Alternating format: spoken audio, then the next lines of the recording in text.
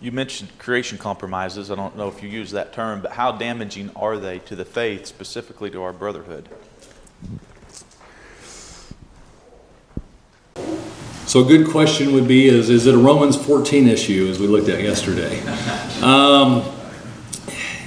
It's damaging in a couple of ways. Number one, if we have individuals who promote things that are contrary to the biblical worldview, and maybe that's how they reason to get around it. Maybe that's okay with them in their faith, and maybe they don't have a problem with it. Maybe it won't impact the plan of salvation, the way they worship, the way they live each and every day. The problem is if they teach our young people, and then our young people go to the schools, build professional lives, and then go out and see data and information for themselves and reason amongst themselves, use their own intelligence, and that causes them to question their faith, then it's damaging. And we've seen cases of that where young people will see those cases and it'll undermine their faith, and what they'll ultimately do is dismiss all of it and walk away from their faith. Number two, it also hurts our credibility. When we're out trying to talk to people and trying to promote the gospel and they ask us about our worldview, and our worldview undermines the biblical account, and ultimately we say, I stand firm on all of these elements, but yet over here I've got a very soft view. In fact, my view is anti the biblical account. Then where are they ultimately going to make decisions to ultimately align in their reasoning with ours? And so I think in both of those cases that those are serious concerns and we need to be mindful of. One in the back. Yes, that's your number. Appreciate the lesson, Brent. I was wondering if you could shed some light on stuff we see all the time in the media, like antibiotic resistance to these bacteria becoming resistant to antibiotics. It's an epidemic facing the country. It's only going to get worse, and it really seems to be evolution in action. And we also see stuff like fruit flies and mutations and the way they change over time. I'm wondering what your perspective on that is as a Christian, and how you think that Christians should view cases of evolution like that. Good questions. So addressing such as the antibiotics and viral strains and things like that, there's a big difference between mutation and adaptation. Certainly there are different strands and variations out there, but we even know, like for instance, Americans, before we go over to Africa or things like that, there's things we're susceptible here that we're not susceptible over there. And of course, it's tremendously concerning, and we do take shots and things like that so that we're not prone to disease such as they're familiar with or accustomed to. But that's where the whole difference is that we've got to think about in that perspective is are we dealing with true mutation, or are we dealing with adaptation issues? And the mutation issues, and Bart can talk on some of this medically, and hopefully he can answer some of these or even chime in here.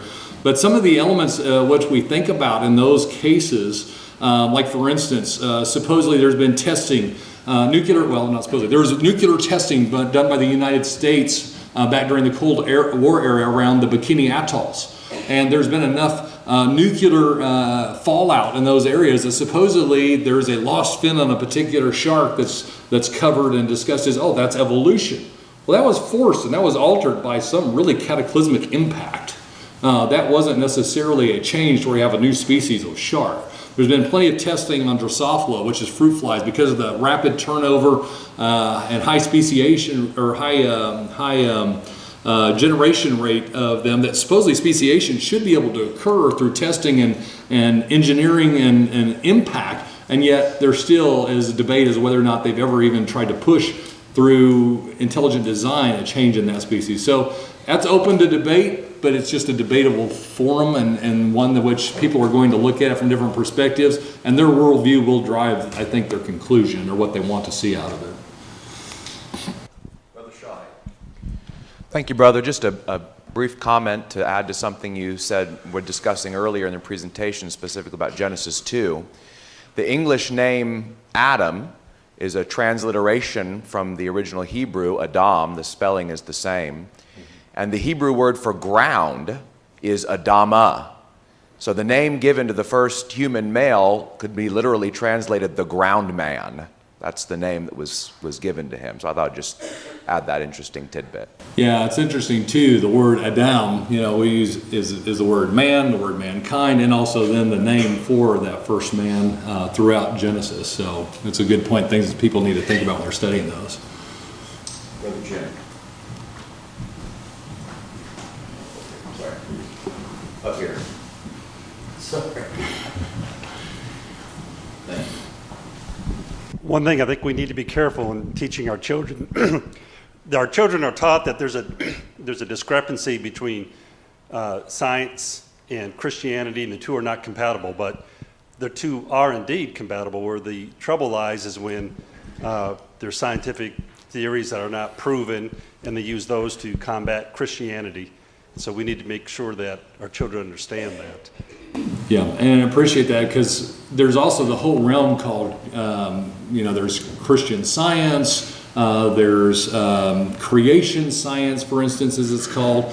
And I really struggle with some of those areas. I met a lot of those creation scientists and things like ICR is right here in the city, Institute of Creation Research. And I know those folks, and I've met them and talked to them in the past. And met some others over the years. I haven't met Ken Ham, but I know what his group does, and I know Andrew Snelling and some of those guys.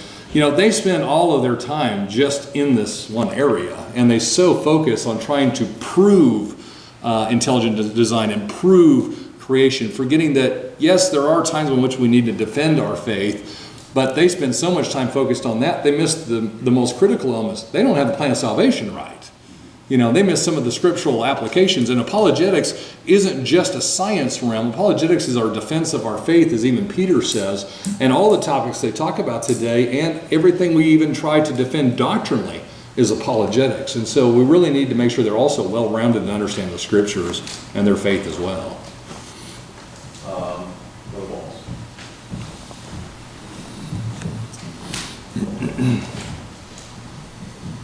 On the question of mutations that we were talking about earlier, you could tell me what you think of some of this, but with my interest in livestock and plant breeding, I've studied mutations quite a bit and how that, and from what I understand on some of the research I've seen on antibiotic resistance mutations, it is often a mutation that changes something, but it's still the same bacteria basically, but they will, it makes it them not as healthy in normal situations. It makes them better in when treated with antibiotics, but in normal situations they're not. And I deal with internal parasites on my sheep, and I deal with parasite resistance to the wormers.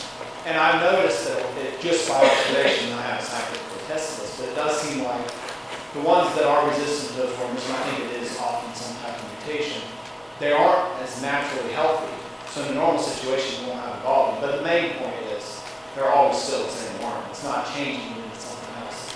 And one book that I think might be helpful for people interested in this topic more is John Sanford's is Genetic Entropy and the Mystery of the Genome.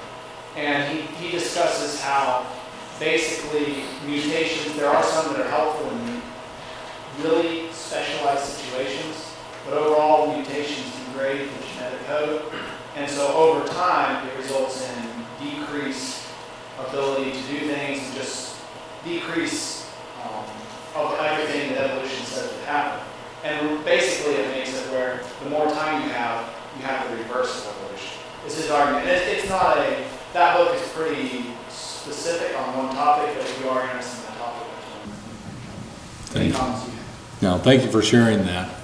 Not really my area of expertise, but I appreciate that. David Griffin. Next to him. Yeah, Brent, I really appreciate that. That's very good. I appreciate you starting out with the biblical analysis and just the discussion of the scriptures, because sometimes I think maybe people maybe assume that the impact of evolutionary ideas on the Bible is all on Genesis 1, when in fact Genesis 1 is just kind of the epicenter, and then it just reverberates into the other teachings of the New Testament. And that's true of atheistic evolution or the gap theory or theistic evolution. All of it seems to conflict. But that wasn't my point. my point is, this is a happy day for me to have a geologist here that I can pose this question. In literature that is in favor of evolution, and I mean anything from the technical stuff to the children's literature and textbooks and Bill Nye the Science Guy and all of this stuff, PBS, everything, the media that presents this, when they talk about geology anyway, they present the geologic column. And you had a little picture of it up there. It starts at the bottom with less complex forms and progressively advances to higher and supposedly later periods of time. And that's sort of one of the proofs of evolution. Then I read literature that is creation focused, and I come across the statement frequently, or at least from time to time in different writings that I've read, that make the statement rather confidently that the geologic column, as it's presented in textbooks, does not exist anywhere in the world, that it's merely a theoretical construct that is based on the assumption that lower forms of life came earlier and the more complex later. My question basically is, could you just comment on that conflict between the confidence on the one hand that this is what happened, or that rather this proves evolution, versus statements like the geologic column simply just doesn't exist anywhere in the world? So that statement, I believe, started with Dr. Henry Morris, going all the way back to the 1970s, and one of the first pieces of literature he did on the flood. And Dr. Morris ultimately did a lot for establishing ICR, wrote a lot of literature for individuals who are struggling with these issues on apologetics, especially from the science base. So I don't want to take away anything from his work, but the problem is that he came up through, his background was not only in kind of proving apologetics and spending a lot of time in theology later in life, but even in his early days coming through academia. One thing I know today is that people in academia certainly don't know as much as those of us actually in the private sector, because in the private sector we have data that is far more in depth than what they have. We have usually the better science, we have the better technology, and we have finance behind it. We have money driving those technologies and understandings and data acquisitions. And so at that time, Dr. Morris was only simply basing that off of things that he has seen, stratigraphic columns, based on some of his field work, which is just limited to North America. But there are places, and I think there's at least 7 places in the world where most of the geologic column is intact. The biggest challenge with trying to, again, it is a theoretical approach, because it's just really the likeness of certain rocks, and then of course they do tie to certain fossils that are supposedly relative dating markers and things of that nature. But in the science that we have today and our understanding with all the technology, we can see a lot of these ties in the earth. So I think that's a problematic statement to say that it doesn't exist. It does exist, but it takes some interpretation. And just because it's missing in one area doesn't mean you can't tie and figure out where it is somewhere else. Because if you think about it, and even in the most simple approach, is you have 2 global flooding events. You have Genesis 1 verse 2. Says the Spirit moves over the face of the deep. And then in the following, you see earth ultimately coming up out of the water, and you see the water receding into basins or seas. Well, that's a huge geologic event. That's tectonicism. You have mountain rise, you have continents rising, then you have the rushing off of water. That's creating sediment, that's putting sediment in basins. Then you have the global flood, another geologic change in the earth, and you see that the fountains break forth. You see obviously a large amount of rainfall, and then you see even things even stated later in Psalms and things like that that also talk about other tectonic events in mountains and valleys. Valleys fell, the mountains rose, things of that nature. Well, that's other shedding events and things like that. Well, not only do you have sediment being stacked, but through that process you can have sediment eroded, you can have redistribution, and so there's a lot going on. it's not just a simple pickup sticks working the problem backwards, but there's a lot of different dynamics that are going on, and the scale of the Earth is really challenging. But I would say that the geologic column is there as a guide, and it is something that is a model that we utilize. We can construct the model using relative dating, which is just the stacking sequences, but what they ultimately go to is actual dating and try to putting times with them. They try to only put certain fossils with them. The problem is the fossils are found, like for instance, we see the horseshoe crab going all the way back to the very beginning. You could find it anywhere, supposedly according to that model. And other ones too. So it's just because we've only found dinosaurs in the Mesozoic doesn't mean that there's not dinosaurs elsewhere or that there's other species elsewhere. And so that's where the interpretation starts to become a little bit tricky. Brian Burns.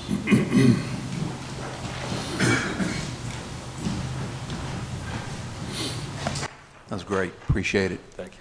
Wonder if you might have some comments on God creating things with age. We know created man from the dust of the ground. Well, there was already dirt. We consider dirt as being decomposition.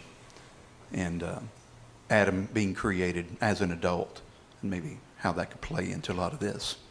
Okay, so a couple elements there you hit on. Number one, can things be made to look like it has age? You know, the old question is, did Adam have a belly button?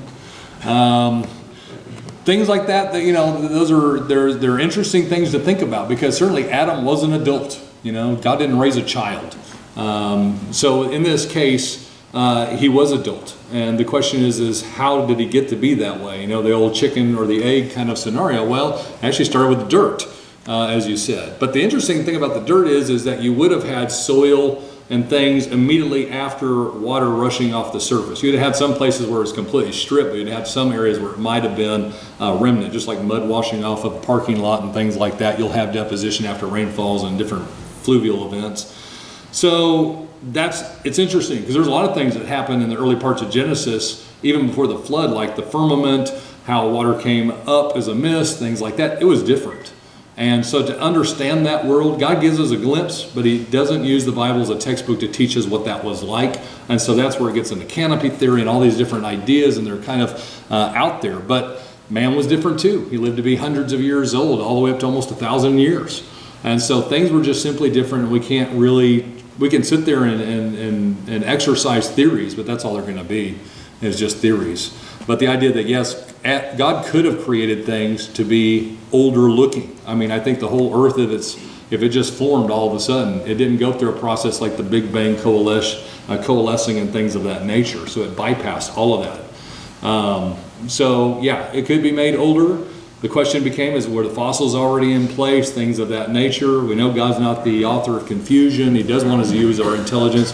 It's just really complex. And so trying to work that problem almost becomes a futile exercise. And I like what Solomon says. Some things are just vanity. And even though they're interesting to think about, maybe not the most important things to spend all of our life trying to understand. Okay, Brother Deck, and then we'll do one more. Glenn? And then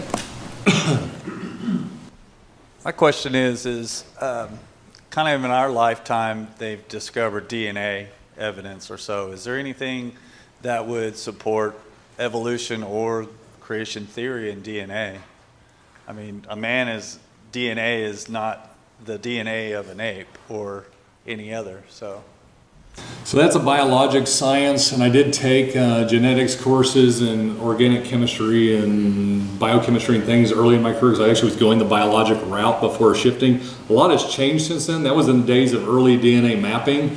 A lot has been learned since then. There are active professors on university campuses that would say that the DNA coding actually shows either direction. Some would say there's an evolutionary change. Some would say actually there's a likeness in design. Bart may be able to connect or answer some of that, or others. There's obviously young people going through the biologic sciences that would love to hear what's going on in that science today, but I don't have enough expertise, and I know that's been rapidly changing over the last 20 years, and I'm not up currently on everything that's going on there.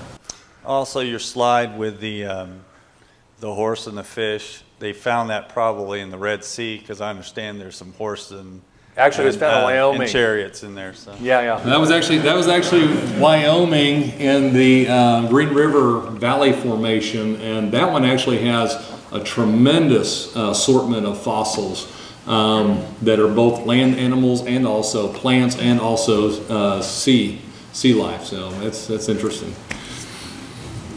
Then Osborne, that would be it. I know that when people say you're a scientist, they expect you to be skilled in all of the sciences and stuff. It's better than what my wife thinks, which is I'm skilled in none.